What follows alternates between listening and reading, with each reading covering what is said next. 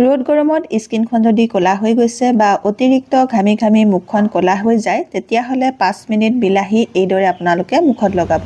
5 মিনিটতে ৰ'দে পুৰা ক'লা স্কিন বগা কৰি দিব আৰু লগতে মুখখন যদি ক'লা হৈ গৈছে, ক'লা দাগ পৰিছে, ছানবাৰ্ণ হৈছে, পিম্পলৰ দাগ আছে, এই সকলোবোৰ দাগ দূৰ কৰিব পাৰিব আজিৰ এই বিলাহীৰ ৰিমেডিটোৱে। বিলাহীৰ এই ৰিমেডিটো আপোনালোকে ৰাতি মুখত লগাব। ৰাতি মুখত লগালে ইয়াৰ পৰা ভাল ৰিজাল্ট পাব। বিলাহী, হালধি আৰু এবিধ বস্তু, এই তিনিওবিধ বস্তু মিলাই যদি আপোনালোকে স্কিনত লগায় তেতিয়াহ'লে স্কিনৰ ক'লা দাগ পাতল হোৱাত বহুত বেছিকৈ সহায় কৰিব। গতিকে এই ৰিমেডিটো আপোনালোকে ট্ৰাই কৰি চাব।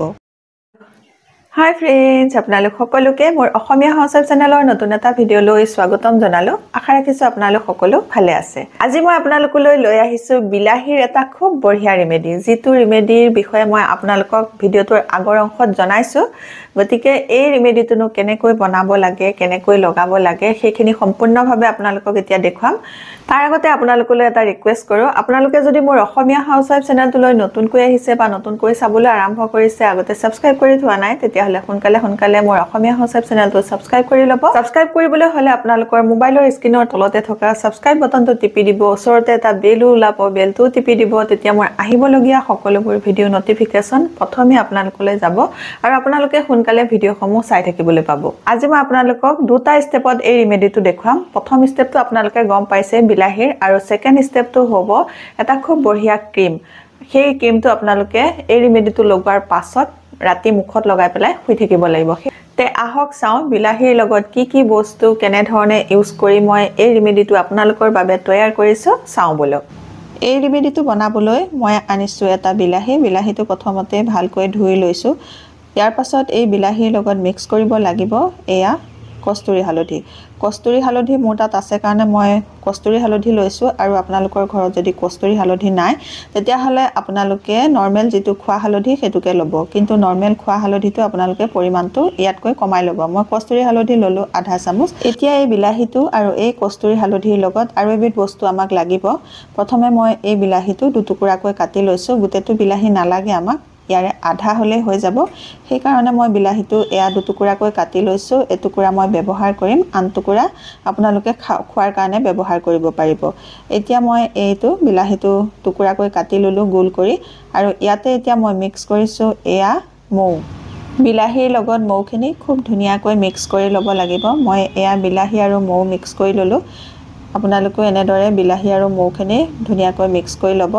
আধা চামুচ মৌ দিলে হৈ যাব। এতিয়া বিলাহী আৰু মৌটো মিক্স হৈ গ'ল। মিক্স হৈ যোৱাৰ পাছত এইটো কেনেধৰণে ব্যৱহাৰ কৰিব লাগে বিলাহীৰ লগত মই ভিডিঅ'টো পিছলৈ আপোনালোকক দেখুৱাই আছোঁ। এতিয়া আপোনালোকে দেখিলে মাত্ৰ 3বিধ বস্তুৰে এই ৰিমেডিটো মই তৈয়াৰ কৰিলোঁ। যিকেইটা বস্তু একে সহজে আপোনালোকৰ ঘৰত বিচাৰি পাব আৰু সকলোৱে সহজে লগাব পাৰিব। এই ৰিমেডিটো এতিয়া মই তৈয়াৰ কৰি ল'লোঁ, আৰু ইয়াত মিলাইছোঁ মই কস্তুৰী হালধি। আৰু এই কস্তুৰী হালধিবিধ যদি আপোনালোকৰ ঘৰত নাই তেতিয়াহ'লে আপোনালোকে কিটচেনৰ খোৱা হালধিটোকে ল'ব। কিন্তু কিটচেনৰ যেতিয়া খোৱা হালধিটো আপোনালোকে ল'ব তাৰ পৰিমাণটো কমাই ল'ব লাগিব। মই ইয়াত এতিয়া কস্তুৰী হালধি ল'লোঁ আধা চামুচ, কিন্তু কিটচেনৰ হালধিটো আপোনালোকে আধা চামুচ ল'ব নালাগে, কমাই ল'ব। দুটা আঙুলিৰ টিপাত যিমানখিনি হালধি উঠে আপোনালোকে সিমানখিনি ল'ব, তাতকৈ বেছি নল'ব। আৰু কস্তুৰী হালধি ল'লে আপোনালোকে আধা চামুচ ল'ব। এতিয়া এইটো বিলাহী আৰু হালধি আৰু মৌ।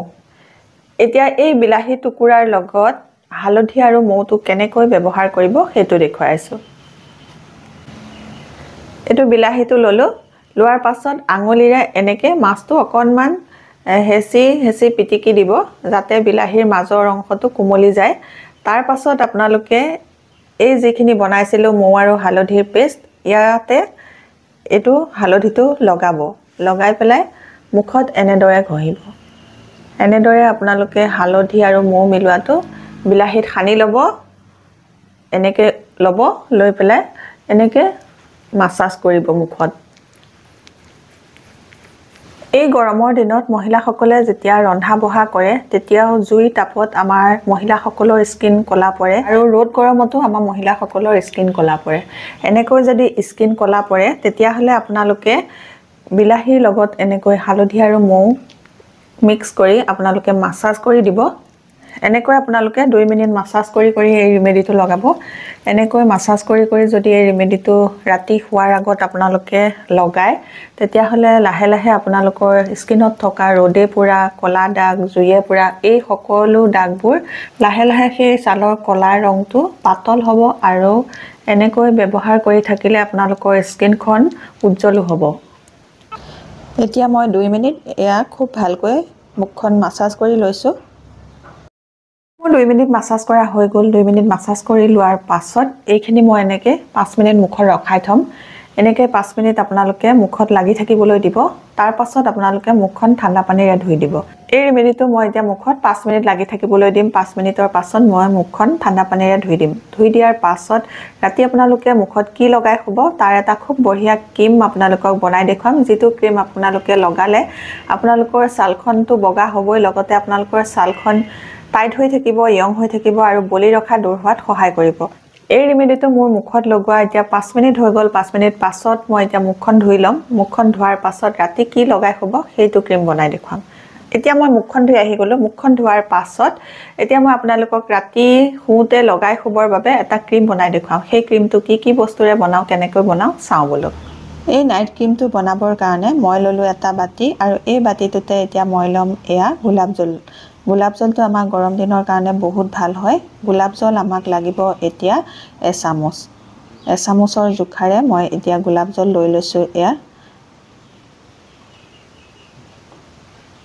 গোলাপ জল লোৱাৰ পাছত মই এয়া আনিছো এলোভেৰা জেলটো আপোনালোকে নেচাৰেল লবও পাৰে আৰু এনেকৈ কিনাও লব পাৰে এলোভেৰা জেলটো মই লম এয়া আধা চামুচ এয়া মই ললো এলোভেৰা জেল আধা চামুচ গোলাপ জলৰ লগত এলোভেৰা জেলটো দি লোৱাৰ পাছত খুব ভালকৈ দুইটা বস্তু মিক্স কৰিব লাগিব এয়া মই দুইটা বস্তু মিক্স কৰি লৈছো মিক্স কৰি লোৱাৰ পাছত এতিয়া আমাক লাগিব এটা খুব বঢ়িয়া বস্তু সেই বস্তুটো হ'ল এয়া নাৰিকল তেলটো আমাৰ স্কিনৰ কাৰণে বহুত বেছিকৈ ভাল হয় কলা দাগ দূৰ কৰাৰ কাৰণে সানবাৰ্ণ দূৰ কৰাৰ কাৰণে স্কিনখন ইয়ং কৰি ৰখাৰ কাৰণে স্কিনখন টাইট কৰিবৰ কাৰণে বলি ৰেখা দূৰ কৰিবৰ কাৰণে সকলোৰে কাৰণে নাৰিকল তেল বহুত ভাল হয় এতিয়া মই নাৰিকল তেল দিছো নাৰিকল তেলটো বেছি নালাগে 6-7 টোপাল মান লাগিব সেই কাৰণে মই এয়া নাৰিকল তেল ললো 6-7 টোপাল মান আৰু নাৰিকল তেলটো দিয়াৰ পাছত খুব বঢ়িয়াকৈ গোটেইকিটা বস্তু এয়া মিলাই মিলোৱাৰ পাছত এয়া দেখিবলৈ পাইছে আপোনালোকে খুব ধুনীয়া এটা ক্ৰীমৰ নিচিনা টেক্সচাৰ বনি গৈছে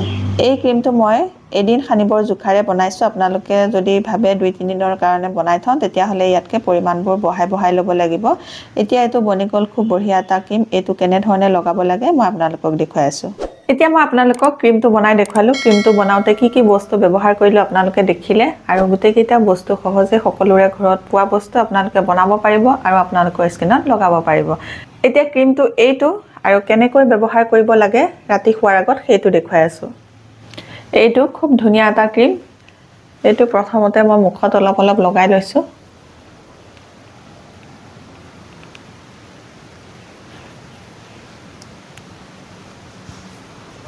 এই ক্ৰীমটো আপোনালোকে হাতে ভৰিও লগাব পাৰিব আপোনালোকৰ যদি হাত ভৰি স্কিনখনো বেছিকৈ ড্ৰাই হৈ গৈছে এচিড থকাৰ বাবে কিছুমানৰ হাত ভৰি স্কিনবোৰ খুব বেছিকৈ ড্ৰাই হৈ যায় যদি তেনেকুৱা হৈছে আপোনালোকে এই ক্ৰীমটো বনাব আৰু ৰাতি লগাব এই ক্ৰীমটো লগাই লোৱাৰ পাছত আপোনালোকে 2 মিনিট এনে ধৰণে মাসাজ কৰি দিব যাতে ক্ৰীমটো স্কিনতে এবজৰ্ব হয় সেই কাৰণে আপোনালোকে 2 মিনিট এনেকৈ মাসাজ কৰি দিব ক্ৰীমটো এবজৰ্ব হ'ব লগতে স্কিনখনৰ এটা খুব ভাল মাসাজ পাব এই মাসাজটো কৰিলে স্কিনখন টাইট হৈ থকাত সহায় হ'ব আৰু স্কিনৰ কলা ডাৰ্ক স্পট দূৰ হোৱাটো সহায় হ'ব সেই কাৰণে আপোনালোকে লগাই পেলাই এনেকৈ 2 মিনিট মাসাজ কৰি দিব ময়ো এয়া ধুনীয়াকৈ মাসাজ কৰি লৈছো আৰু চকুৰ গুৰিটোত আপোনালোকৰ যদি ডাৰ্ক সাৰ্কেল আছে আপোনালোকে এই ক্ৰীমটো লগাই পেলাই এনেকৈ মাসাজ কৰি দিব এনেকৈ মাসাজ কৰি দিলে আপোনালোকৰ চকুৰ গুৰিত থকা কলা ডাৰ্ক সাৰ্কেলটো দূৰ হোৱাত সহায় হ'ব